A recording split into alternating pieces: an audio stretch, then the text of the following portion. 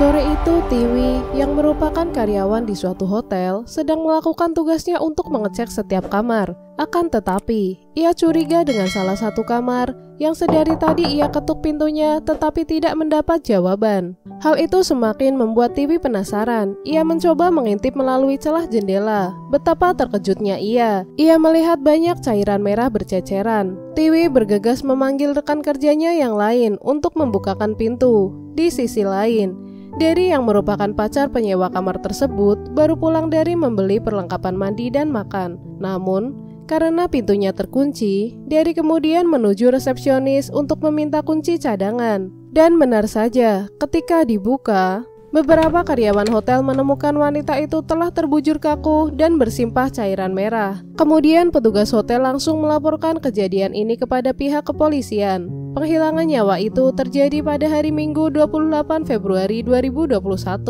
Polisi langsung menggelar olah TKP. Korban kemudian dievakuasi ke Rumah Sakit Bayangkara Kota Kediri untuk dilakukan otopsi. Dari hasil pemeriksaan, wanita tersebut merupakan Mira Yura, 17 tahun. Mira diketahui berasal dari Bandung. Setelah melakukan identifikasi dan pengecekan rekaman CCTV hotel, diduga pelakunya seorang laki-laki dengan tinggi sekitar 165 cm. Ia memakai helm, masker, dan mengenakan jaket. Lantas, apa yang sebenarnya terjadi? Jadi begini ceritanya. Revi Purnomo merupakan warga desa Leren Kulon, Kecamatan Palang, Kabupaten Tuban, Jawa Timur. Pria 24 tahun itu sudah mempunyai istri, namun doyan jajan enak-enak. Revi yang sedari tadi berada di dalam kamar kosnya sedang asik melihat aplikasi hijau. Ia melirik ada salah satu wanita yang membuat Revi ingin sekali bertemu dengannya. Wanita tersebut adalah Mira. Tak lama kemudian, Revi langsung memesan jasa Mira. Dalam chattingannya tersebut, Mira memasang tarif sebesar 800.000, namun bisa dinego. Revi pun sepakat dengan tarif yang sudah ditentukan. Mira kemudian memastikan kembali kepada Revi untuk tarif yang ditentukan. Akhirnya mereka berdua sepakat dengan tarif 700.000. Sejurus kemudian, Revi bersiap-siap untuk berangkat. Mereka bertemu di Hotel Lotus Garden Kediri. Revi berangkat dari kosnya menuju hotel yang berada di Jalan Jaksa Agung Suprapto, Kota Kediri dengan menaiki ojek online. Sesampainya di sana, Revi menghubungi Mira. Kemudian Mira langsung menyuruhnya naik ke kamar 421. Sesampainya di kamar, Revi langsung melepaskan jaket dan helm yang sedari tadi masih ia pakai. Mereka sempat mengobrol singkat dan dilanjutkan melakukan hubungan enak-enak. Namun ketika di tengah-tengah kegiatan, Mira memastikan kembali soal tarifnya. Revi mengaku bahwa ia hanya memiliki uang 300.000 saja. Alhasil Mira kecewa dengan pernyataan itu. Keduanya terlibat cekcok. Mira yang sudah kesal, akhirnya mengakhiri kegiatan tersebut. Mira bergegas menuju kamar mandi untuk membersihkan dirinya dan memakai pakaiannya kembali. Saat Mira keluar dari kamar mandi, Revi langsung menyodorkan uang 300.000 sambil menodongkan pisau yang sudah ia bawa dari rumah untuk mengancam Mira. Mira yang sudah dalam keadaan takut, ia langsung berteriak sekencang mungkin. Dengan cepat Revi langsung membekap mulut Mira. Namun Mira berhasil melepaskan bekapan tersebut. Revi yang panik, akhirnya ia menindih tubuh Mira dan kembali membekap mulutnya. Pisau yang sedari tadi masih ia genggam, akhirnya dihujamkan ke tubuh Mira sebanyak 3 kali. Tak cukup sampai di situ, Revi pun menghantam sebanyak 2 kali dan kembali menghujam di bagian leher sebanyak 2 kali, hingga akhirnya Mira meninggoy. Untuk memastikannya kembali, Revi kemudian membekap wajah Mira dengan bantal. Setelah ia yakin Mira telah meninggoy, Revi pun meletakkan pisaunya dan bergegas membersihkan diri yang sudah berlumuran cairan merah. Revi keluar kamar, tidak lupa ia juga mengambil uang 300.000 yang tadinya hendak ia berikan kepada Mira. Revi yang sudah di luar hotel dan sedang menunggu ojek online, tiba-tiba teringat bahwa pisaunya masih berada di kamar. Akhirnya Revi kembali menuju kamar dan mengambil pisau tersebut, lalu pulang menggunakan ojek online. Polisi langsung memburu Revi. Ia kemudian ditangkap pada Kamis 4 Maret 2021 saat berada di kos bersama istrinya.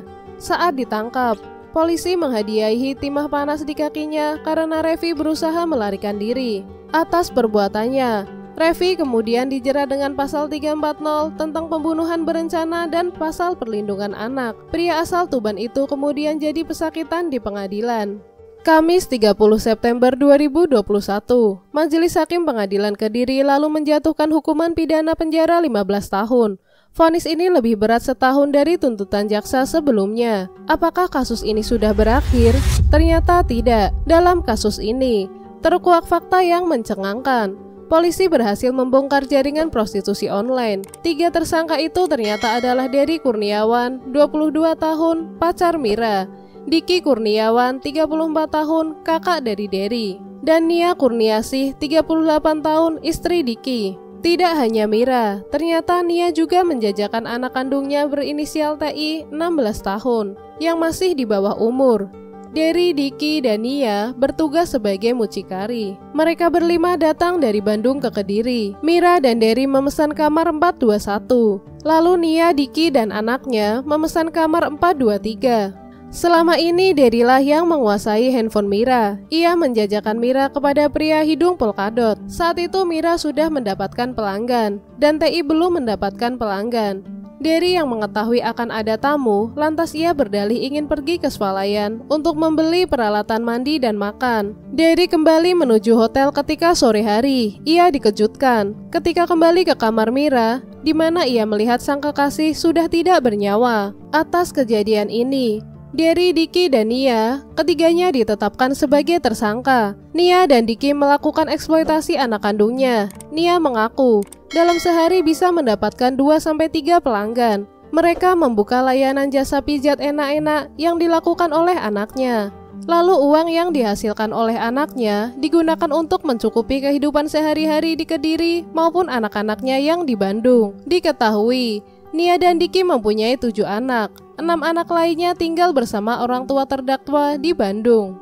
Di hadapan majelis hakim, JPU membacakan bahwa ketiganya terancam pidana pasal tentang perlindungan anak. Para pelaku akan berhadapan dengan ancaman pidana maksimal 10 tahun dan denda hingga 200 juta rupiah. Oke kawan Via, itu tadi kisah dari seorang wanita panggilan yang usianya masih di bawah umur. Namun nasibnya tragis, dihabisi oleh lelaki hidung polkadot karena tak mampu membayar tarif sewa yang telah disepakati sebelumnya. Dan juga seorang mucikari yang menjajakan anak kandungnya yang masih di bawah umur. Dari kasus ini, kita dapat mengambil pelajaran bahwa jika sudah bersepakat dengan seseorang, kita harus melaksanakan kesepakatan itu. Karena orang sudah percaya dengan kita, jangan sampai kita mengecewakannya. Dan lebih baik jangan jajan nakal, karena itu perbuatan zina. Selain itu, kita juga bisa terkena penyakit menular. Sekian video dari saya. Kalau kalian suka video ini, jangan lupa like, komen, dan subscribe. Terima kasih kawan-kawan yang sudah menonton sampai akhir video. Semoga harimu menyenangkan, dan sampai jumpa di kasus berikutnya.